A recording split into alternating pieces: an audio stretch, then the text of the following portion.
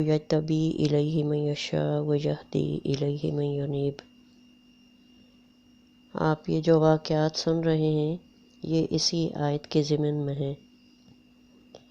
میری کھل کر سیاہ کاری تو دیکھو اور ان کی شان ستاری تو دیکھو، گڑا جاتا ہوں جیتے جی زمیں میں، گناہوں کی گراں باری تو دیکھو۔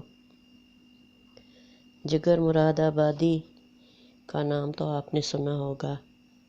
اتنا پیتے تھے کہ 2 آدمی اٹھا کر اسٹیج پر لاتے تھے شعر پڑھنے کے لیے۔ میر صاحب عشرت جمیل نے ان کو دیکھا ہے، 2 آدمیوں نے اٹھایا تخت پر لائے اور وہ شعر پڑھتے تھے، مگر ظالم کی آواز ایسی تھی کہ سارا مجمع ان کے لیے بے قابو ہو جاتا تھا۔ لیکن چونکہ ولی اللہ ہونے والے تھے تو گناہ کی حالت میں بھی دل میں ندامت رہتی تھی کہ میں کیا کمینہ پن اور بے غیرتی اور بے شرمی کی زندگی گزار رہا ہوں۔ ان کی یہ ندامت ایک دن رنگ لائی۔ جگر صاحب نے اپنے دیوان میں یہ شعر لکھا: پینے کو تو بے حساب پی لی، اب ہے روز حساب کا دڑکا۔ یہ جو دھڑکن ہوئی خوف خدا کی یہ علامت اللہ تعالیٰ نے ان کو جذب فرمانا تھا، لہٰذا اللہ تعالیٰ نے ان کے لیے رستے کھول دیے۔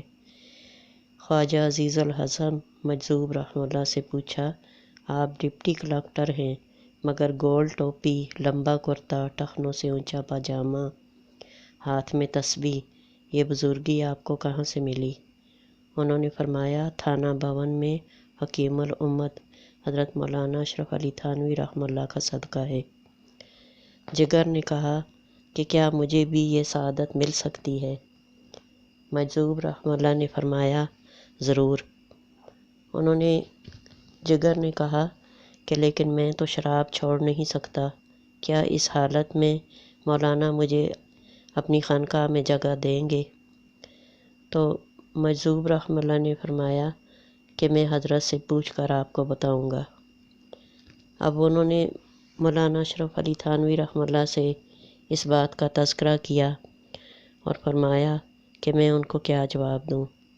حضرت مولانا اشرف علی تھانوی رحمہ اللہ نے فرمایا کہ جب نبی پاک صلی اللہ علیہ وآلہ وسلم ایک کافر کو مہمان ٹھہرا سکتے ہیں تو اشرف کون ہوتا ہے کہ وہ اللہ کے اس بندے کو جس کو ندامت ہو رہی ہے اس کو نہ ٹھہرائے۔ لیکن میں ان کو خانقاہ میں تو نہیں ٹھہرا سکتا، البتہ میں اپنے گھر میں ان کو مہمان بناؤں گا اور ان کو ایک کمرہ دے دوں گا، پھر وہ جانے اور ان کا اللہ جانے۔ جب جگر صاحب کو یہ جواب پتہ چلا تو رونے لگے کہ میں تو سمجھتا تھا کہ اللہ والے ایسے ویسے ہوتے ہیں۔ پھر جگر صاحب تھانہ بھون پہنچے اور انہوں نے حضرت اشرف علی تھانوی رحمہ اللہ سے 4 دعائیں کرائیں کہ میرے لیے دعا فرما دیجئے۔ نمبر 1، میں شراب چھوڑ دوں کیونکہ پیتے پیتے زندگی گزر گئی اور اتنا پیتا ہوں کہ بے حساب پیتا ہوں۔ نمبر 2، میں پوری شرعی داڑھی رکھ لوں۔ نمبر 3، حج کر لوں۔ نمبر 4، میرا خاتمہ ایمان پر ہو جائے۔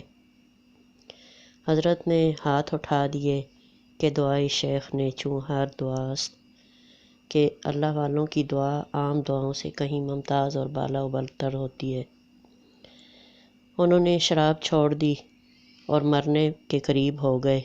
ڈاکٹروں نے کہا کہ اگر آپ شراب نہیں پئیں گے تو آپ مر جائیں گے، آپ قومی سرمایہ ہیں۔ جگر نے پوچھا کہ اگر شراب پیتا رہوں گا تو کتنے سال زندہ رہ لوں گا؟ ڈاکٹروں نے کہا کہ 8-10 سال اور جی جائیں گے۔ جگر نے کہا کہ اس زندگی پر میری لعنت ہے کہ میں اللہ کی نافرمانی میں زندگی گزاروں، اور میں جب مروں تو اللہ کا غضب مجھ پر ہو۔ اس سے بہتر ہے کہ میں شراب چھوڑ دوں اور میں اس کی شراب چھوڑنے کی حالت میں ہی مر جاؤں، تو میں اللہ تعالیٰ سے امید رکھتا ہوں کہ اللہ مجھے شہادت کا درجہ دیں گے۔ بہرحال انہوں نے شراب چھوڑ دی، اور جو اللہ کے لیے گناہ چھوڑتا ہے اللہ تعالیٰ اس کے لیے راستے آسان فرما دیتے ہیں۔ انہوں نے شراب چھوڑی تو اللہ تعالیٰ نے ان کو پہلے سے زیادہ صحت دے دی۔ پھر انہوں نے ممبئی سے حج کے لیے تشریف لے گئے، انہوں نے حج کیا، اور جب 4 مہینے بعد واپس آئے تو ان کی داڑھی مٹھی بھر ہو چکی تھی۔ بحری جہاز سے 4 مہینے لگ جاتے تھے ان وقتوں میں۔ حج کے زمانے میں آئینہ دیکھنے کا موقع حاجیوں کو تو کہاں ملتا۔ جب آئینے میں چہرہ آ کے دیکھا تو اپنے اوپر ایک شعر کہا، چلو دیکھائیں تماشا جگر کا، سنا ہے وہ کافر مسلمان ہوا۔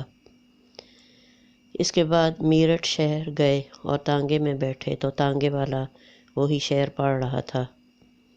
فرمایا، یہ شعر بمبئی کا یہاں بھی پہنچا ہوا ہے، اور مسلسل روئے جا رہے تھے اور تانگے والا اپنے ترنگ میں وہ شعر پڑھی جا رہا تھا، اور یہ رو رہے تھے اور دل میں سوچ رہے تھے کہ سب دعائیں قبول ہو گئی ہیں، اب رہ گیا ہے حسن خاتمہ۔ و ارجو الرابعہ، چوتھی کی امید لے کر گئے۔ انشاءاللہ امید ہے کہ جب سب دعائیں قبول ہو گئی ہیں تو آخری دعا بھی قبول فرما لی ہوگی اللہ تعالیٰ نے۔ اللہ تعالیٰ اپنے بندوں پر انتہائی رحیم اور کریم ہے، بس بندے کو کوشش کرنی چاہیے۔